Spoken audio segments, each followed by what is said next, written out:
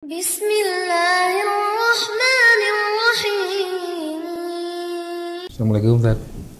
Waalaikumsalam warahmatullahi wabarakatuh. Sehat Ustaz? Iya. Alhamdulillah. Alhamdulillah. Gimana? Ada berita apa? Biasanya suka bawa berita. Betul Ustaz. Ini seperti Ustaz di media sosial itu sekarang lagi rame-ramenya Ustaz, lagi rame. Kenapa mantau media sosial terus? Kenapa ngaji Quran nih ya? Soalnya beritanya seliweran Ustaz, di berita-berita juga suka ada di portal-portal Daripada berita. baca yang seliweran, mendingan kan baca yang jelas-jelas. Quran, hadis, ya. Bukan panduan kehidupan. Jangan terlalu banyak interaksi begitu ya. Betul Ustaz. Ya. Kenapa? Ada masalah apa?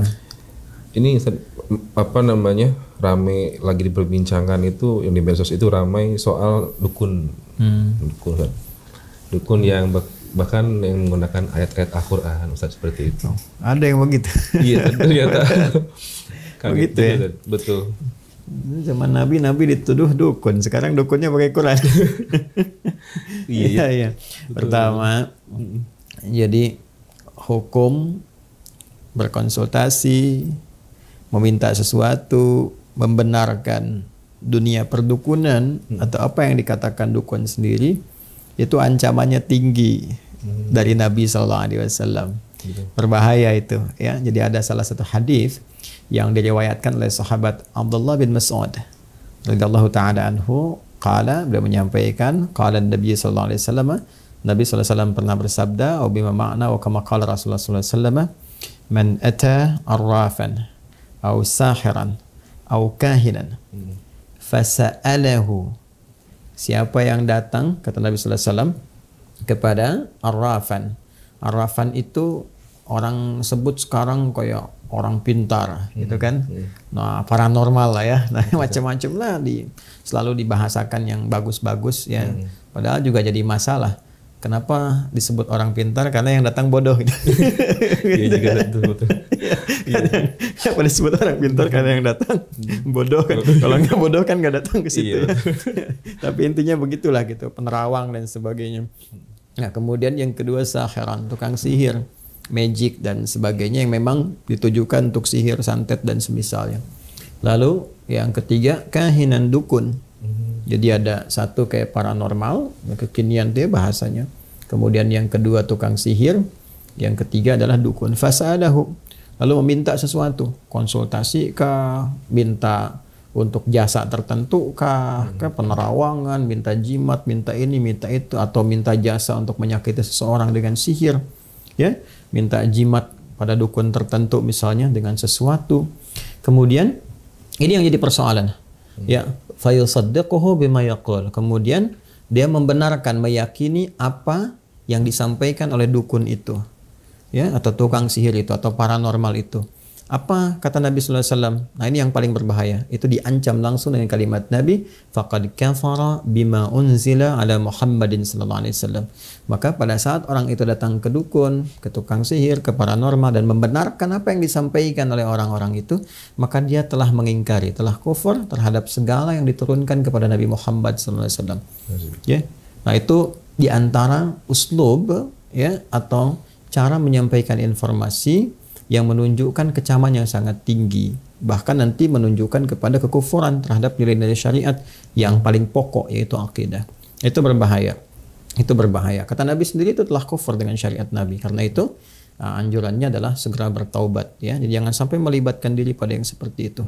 Ya, harus kita sampaikan agar segera bertaubat, karena itu termasuk satu di antara 7 dosa besar, ya, yang berpeluang mendapatkan murka Allah Subhanahu wa taala dan juga bisa menggugurkan nanti nilai-nilai ketaatan kalau dia muslim, ya, yang selama ini dia misalnya berusaha untuk membangun diri, dia sholat misalnya, atau bahkan haji atau umrah, tapi dia datang ke dukun, datang ke tukang sihir, datang ke paranormal, ya, berbuat syirik, masuk bagian dari syirik nanti itu, karena mempercayai sesuatu yang Allah larang dan menduakan sesuatu yang telah Allah kemudian tegaskan tidak ada itu semua, ya. Jadi sesuatu yang sangat berbahaya. Di An-Nisa itu di ayat 48 misalnya tegas Allah menyampaikan, innallaha la yaghfiru ay yushraka bihi wa yaghfiru ma duna dzalika liman yasha. Ya, sungguh kata Allah sendiri yang menyampaikan.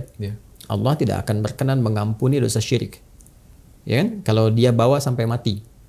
Ya, kalau sampai wafat dia bawa dosa itu. Kecuali kalau sebelum datang ajalnya dia tobat, ya, mohon ampun kepada Allah, dia perbaiki dirinya, menjauhi syirik, taubatan nasuha, maka berpeluang mendapat ampunan Allah Subhanahu wa taala. Tapi kalau dia pertahankan sampai dengan dia wafat, sampai kembali kepada Allah, maka amal apapun yang dia kerjakan terhapus semuanya. Ya, dan itu sangat berbahaya ancamannya. Itu bagi yang berbuat konsultasi, kan, membenarkan, percaya dengan itu semua. Sekarang kalau jadi pelakunya, itu jadi lebih berbahaya lagi tuh. Ya, bila dia mengaku Muslim. Ya, bila mengaku Muslim. Karena itu kita mendoakan semoga Allah melembutkan hati-hati orang yang menduga bahwa dukun itu bagian dari profesi misalnya, ya. Hati-hati kalau dia Muslim ya. Kalau dia bukan Muslim, ya itu urusannya. Kita tidak memberikan pencerahan atau arah-arah jalan kebaikan yang mengikat di luar nilai keislaman. Kalau ingin belajar dipersilahkan. Tapi bagi orang Islam mesti yakin dengan tuntunan keislamannya. Ya, mesti yakin dengan pedoman keislamannya. Nah, di tuntunan keislaman itu tidak boleh menjadi dukun. Jadi kalau ada orang Islam menganggap bahwa dukun bagian dari profesi, itu dosanya besar. Apalagi kalau jadi dukun.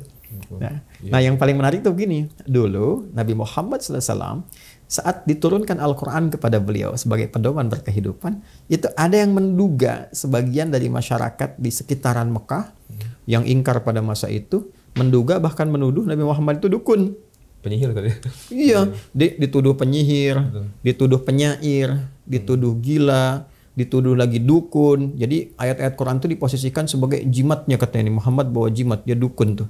Makanya turun beberapa ayat, yang paling pokok tuh 2 ayat. Ya, yang langsung diturunkan oleh Allah Subhanahu wa taala sebagai pembelaan bagi Rasulullah sekaligus menepis semua tuduhan-tuduhan itu. Jadi Allah telah membebaskan Nabi Muhammad SAW dari tuduhan-tuduhan perdukunan. Ya, dengan ayat-ayat Quran. Lalu kalau datang orang membawa ayat Quran dan itu dukun, itu dosanya besar sekali. Nabi Muhammad dituduh dukun, ya, Qurannya sebagai jimat, dibebaskan oleh Allah tuduhan itu. Lantas datang orang belakangan, ya, mengaku dukun, membawa ayat Quran sebagai jimat, itu dosanya besar. Kebayang nggak cara berpikirnya? Nah, di surat apa kira-kira? Di surat Al-Haqqah, ya, surat Al-Haqqah ayat 42. Wa ma huwa biqauli kahin qalilan ma tadhakkarun. Kata Allah, dan Quran itu bukanlah jimatnya para dukun. Ya, Quran bukan perkataan dukun, apalagi digunakan misalnya ya untuk magic tertentu atau ini dan itu dan sebagainya yang dipahami sebagai bagian dari perdukunan, itu nggak boleh. Qalilan ma tadhakkarun. Orang-orang yang berpraktek seperti itu, kata Quran, itu nggak pernah zikir tuh orangnya. Ya, qalilan itu kalau pakai ma, itu kesannya nggak pernah. Ya, kayak orang Arab bilang begini misalnya, qallama ta'tina atau qallama tazuruna. Kayaknya kamu qallama itu kan diartikan sedikit ya, dikit sekali datangnya gitu kan, dikit sekali ngunjungin saya ke sini. Nah, itu terjemahan bebasnya. Tapi secara balaghah kata qallama ta'tina itu atau qalilan ma itu menunjukkan nggak pernah.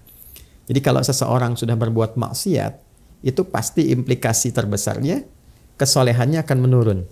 Ya, karena salah itu lawannya soleh. Jadi kalau solehnya naik, salahnya turun. Kalau salahnya naik, solehnya turun. Ya, makanya orang-orang munafik itu sedikit zikirnya. Innal munafiqina yukhadi'una Allah wa huwa khadi'uhum wa idza qamu ila sholati qamu kusala yura'una an-nasa wa la yadhkuruna Allah illa qalila wa la yadhkuruna Allah illa qalila. Ya, An-Nisa ayat 142. Kata Allah, orang munafik itu kan banyak problemnya tuh.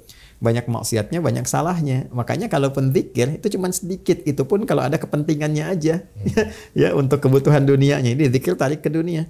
Nah, para dukun itu disebut oleh Quran qalilan ma tadhakkarun, hampir nggak pernah zikir. Apa di antara zikir itu? Quran, gitu kan? Itu disebut dengan zikir. Inna nahnu nazzalna dzikra. Jadi para dukun tuh pasti kalau dia mengaku muslim pun bawa ayat Quran, dia sendiri belum tentu bisa baca itu. Ya, ngajinya pasti berantakan tuh. Salatnya pasti nggak benar tuh. Nah, itu bahasa Quran. Ya, kemudian ada lagi di surah At-Tur, di ayat ke-29.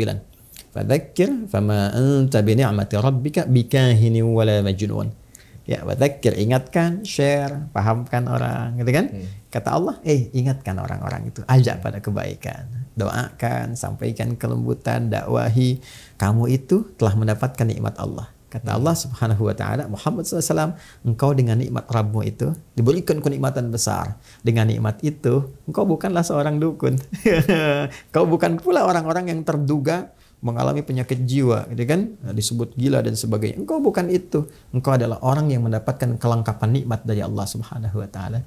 Jadi artinya hal-hal yang berdekatan dengan dukunisme, ya, paranormalisme, sihirisme dan sebagainya, itu menjauhkan seseorang dari nikmat Allah Subhanahu wa taala. Dan kenikmatan terbesar itu ketika seorang hamba tersambung dengan Allah lewat zikir. Ya? Paham nggak? Ngerti ya? Jadi yang begitu satu diabaikan. Sekalipun seseorang dia mengenakan misalnya perangkat-perangkat keagamaan, keislaman dan sebagainya, tapi membawa risalah-risalah, informasi, ajaran-ajaran yang bertentangan dengan nilai keislaman, jauhi.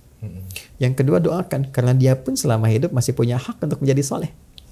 Ya, kita bantu supaya bertobat, mengarah pada yang baik, belajar kepada guru yang benar, sehingga itu menjadi perubahan pada dirinya dan mendorong orang-orang yang menganggap itu profesi dari teman-temannya untuk bertobat, kembali pada jalan kebaikan. Ya, kalau ada yang soleh, kenapa pilih yang salah?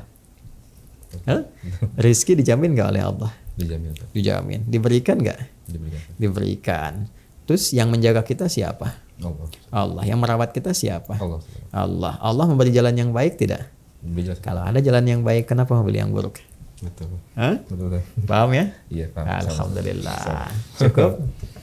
Sangat cukup Ustaz, sangat cukup. Baik ya. Lebih dari Saya cukup. teruskan dulu ya. Siap Ustaz. Syukur Ustaz, terima kasih. Assalamualaikum. Waalaikumsalam warahmatullahi wabarakatuh.